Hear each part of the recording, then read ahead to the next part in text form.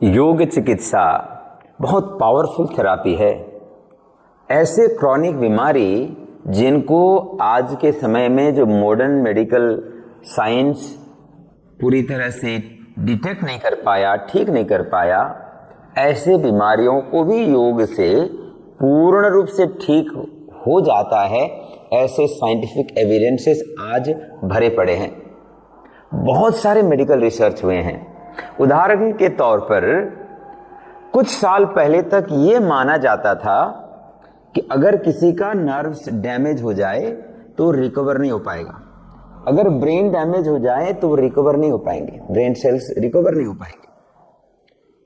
इसी तरह से ये मान्यता थी कि अगर किसी को एक बार हाई ब्लड प्रेशर हो गया और उसके मेडिसिन शुरू हो गया तो वो कभी बंद नहीं हो सकती।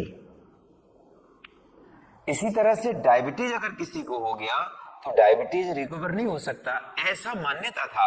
लेकिन योग रिसर्च के साथ साथ आज के समय में ऐसे कंडीशंस को बिना मेडिसिन मैनेज किया जा सकता है और बहुत केसेस में ठीक किया जा सकता है, इंक्लूडिंग इवन कैंसर। कैंसर मतलब मौत बिल्कुल स्पष्ट होता था। आज के समय में संपूर्ण यौगिक चिकित्सा, जिसमें आहार विहार, आचार विचार, व्यवहार वाणी, ये पूरा का पूरा दिनचर्या समावेश हो जाता है, जिसमें आहार में भी विटामिन सी और एंटीऑक्सीडेंट जैसे चीज़ों का थोड़ा मात्रा बढ़ा करके, वाटर इनटेक बढ़ा करके और एसिड प्रोड्यूसिंग फूड, अर्थात जिस खाना को पचाने के लिए एसिड का ज़्यादा रिक्वायरमेंट होता है, ऐसे भोजन कम करते हुए नेचुरल सात्विक क्रिया, ऐसे सात्विक भोजन को रूटीन में बढ़ाएंगे और सात्विक भोजन में रह कर, तो उसमें भी हो सके तो फ्रूट्स में, सैलेड में, बॉइल्ड वेजिटेबल में, स्प्राउट्स में रह करके, और फिर साथ में फिर एंटीऑक्सीडेंट और विटामिन सी का मात्रा बढ़ाएंगे और योगी का अभ्यास करेंगे। प्राणायाम, सूक्ष्म व्यायाम और रिलैक्सेशन, ध्यान जैसे टेक्निक्स को आराम आराम से करेंगे तो इवन कैंसर जैसे प्रॉब्लम भी रिवर्स गियर में आ गए। ये आज के समय में ये एक दो केस नहीं है, हजारों लाखों केसेस ठीक हुए हैं। तो ये चमत्कार की तरह काम करता है। लेकिन इसका जो वैज्ञानिक आधार है, जब तक इसको आप नहीं समझेंगे तब तक, अगर आप पैशेंट हो तो भी कॉन्फिडेंस के साथ इसको प्रयोग नहीं कर पाओगे। अगर आप टीचर या थेरापिस्ट हो तो भी आत्मविश्वास के साथ थेरापी को आप लोगों के ऊपर इंप्लीमेंट नहीं कर पाओगे। इसीलिए साइंटिफिक आधार आपको जानना बहुत बहुत बहुत जरूरी है। तो इसके लिए वीडियो के अंत तक जरूर देखें। तो सबसे पहले हम योग में क्या करते हैं, फर्स्ट योग का जो ट्रीटमेंट लाइन होगा शुरू होता है मंत्रोच्चारण से। मंत्रोच्चारण से मन का डिस्ट्रैक्शन दूर होता है और मन इंटरनलाइज हो जाता है। मन इंटरनलाइज होते ही ब्रेन का धड़कन कम होने लगता है और बॉडी हीलिंग मोड में तब जाती है जब ब्रेन का धड़कन बिलो 20 पहुंच जाए, अर्थात अल्फा वेव फ्रीक्वेंसी में। आइडियली तो ये 14 के आसपास आ जाए, 10 to 14 मान लीजिए। ये लेवल अगर ब्रेन का धड़कन का हो जाए तो उस समय हीलिंग सबसे फास्ट होती है। और उसके लिए मंत्रोच्चारण एक ऐसा अद्भुत तरीका है, ये मन का यंत्र, मन के सभी डिस्ट्रैक्शन को दूर करने का माध्यम है। तो हम मंत्रोच्चारण के साथ अभ्यास शुरू करते हैं तो एक लेवल पर मेंटल डिस्ट्रैक्शन दूर करते हुए एक इंद्रिय अवस्था बन जाता है। दूसरा हम अभ्यास करते हैं सूक्ष्म व्यायाम, जिसको अंग्रेजी में माइक्रो एक्सरसाइज कहा जाता है।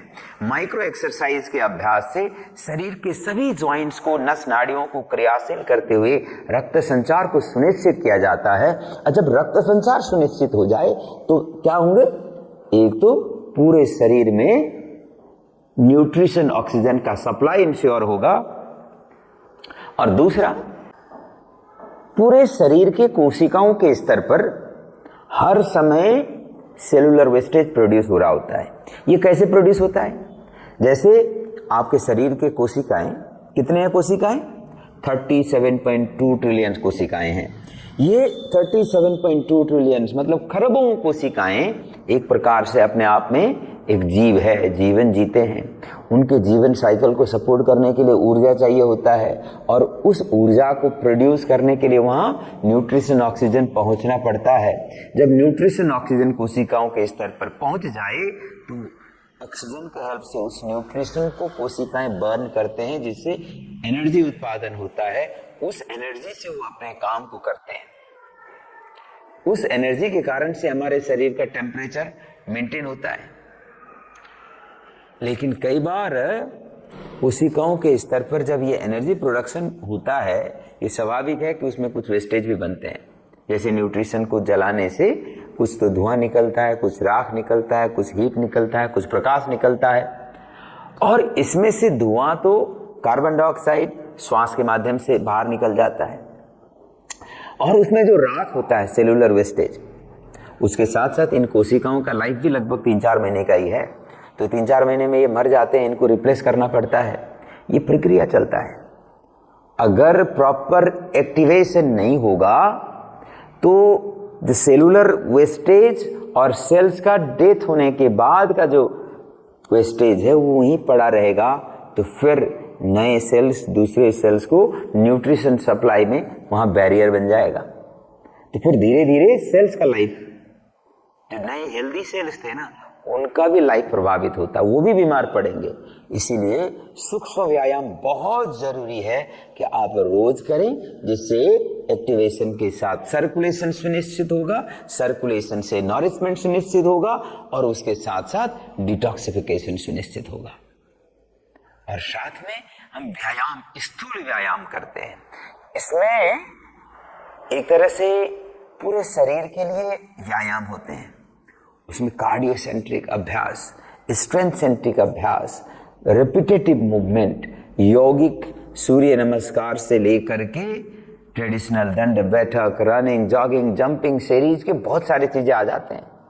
और रिपीटेटिव मूवमेंट वाले यौगिक टेक्निक, जिसको आजकल एक मॉडर्न टाइम में किसी ने पेटेंट करा लिया, उसमें योग के आसनों में मूवमेंट डाल करके डायनामिक आसन बना दिया, आसन में मूवमेंट इंक्लूड कर दिया, और एक बंदे ने उसको पेटेंट करा लिया और वो पिलाटेज हो गया। पिलाटेज करके कोई बंदा, उसने योगिक टेक्निक सीखा और उसमें थोड़ा मूवमेंट डाल करके पिलाटेज बना दिया।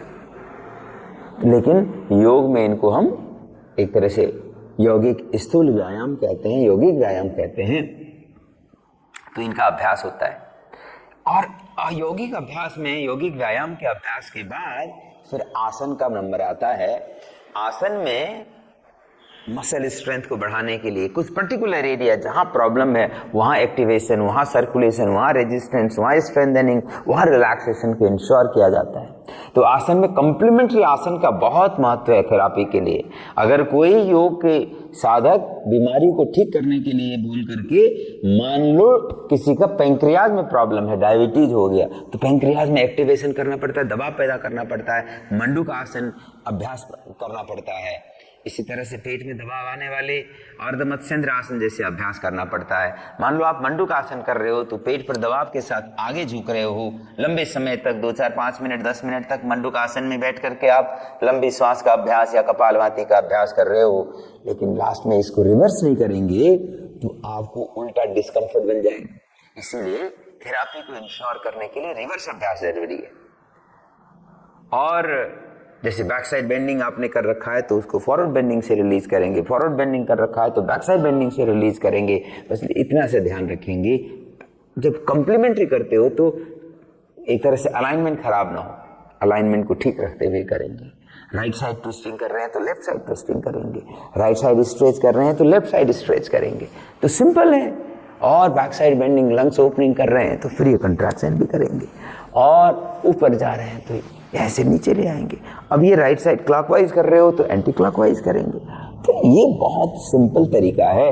आप एक तरह से कंप्लीमेंट्री अभ्यास को महत्व देंगे, और इसके साथ साथ लास्ट में रिलैक्सेशन जरूरी है। प्राणायाम ध्यान में जाने से पहले रिलैक्सेशन बहुत महत्वपूर्ण है। तो ये रिलैक्सेशन के अभ्यास करेंगे। और अगर आपको प्राणायाम करनी है लेकिन आपके शरीर में दोष ज्यादा है, कफ दोष, वात दोष, पित्त दोष ज्यादा है, तो ऐसे में योग के शास्त्र में कहा गया मुख्य रूप से पित्त और कफ दोष वाले लोगों को तो प्राणायाम बहुत जरूरी है। प्राणायाम मतलब breath control, breath regulation technique. इनके अभ्यास से शरीर के अंदर जठराग्नि प्रदीप्त हो जाती है, ऊर्जा का स्तर बढ़ जाता है। तो ये अभ्यास करेंगे। आसन के अभ्यास के बाद रिलैक्सेशन का बहुत महत्व है थेरापी के लिए।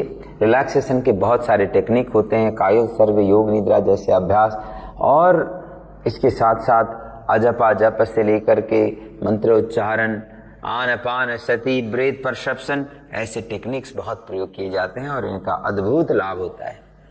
लेकिन इसके साथ आपको षट कर्म की क्रियाएं, षट क्रियाएं करना है। षट क्रिया में क्या होते हैं? नेति, धोती, नौली, वस्ती, कपालभाति और त्राटक, कितनी सी क्रियाएं। हाँ, इसके कई सारे ब्रांचेज हो जाते हैं, जैसे नेति में जल नेति और सूत्र नेति किया जा सकता है, और धोती में कई प्रकार के धोती आ जाते हैं। अंत धोती, इंटरनल धोती प्रैक्टिस, और हृदय धोती मतलब हृदय प्रदेश में फोकस करते हुए किया जाने वाला धोती, सफाई प्रक्रिया, और दंत धोती, दांत मुख जीवा की सफाई से संबंधित दंत धोती, और फिर मूल शोधन, मूल शोधन का साधना। तो ये सब मिलाकर के अभ्यास करते हैं, तो इससे अद्भुत परिणाम पैदा होता है, पूरी तरह से सफाई हो जाती है। नेति, धोती, वस्ती, वस्ती में जल वस्ती और शुष्क वस्ती का विधान है। आज के समय में जल वस्ती ही पॉपुलर है, थेरापी के लिए जल वस्ती ही ज्यादा रीजनेबल लगता है। और नेति, धोती, वस्ती, नौली, नौली क्रिया में पेट को अंदर खींच करके गोल गोल घुमाया जाता है।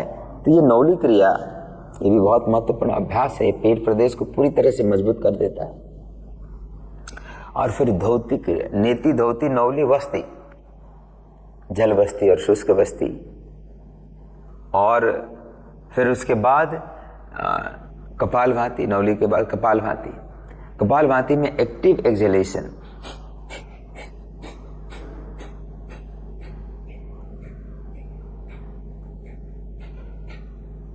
इस तरह से कपालभाति, और फिर त्राटक।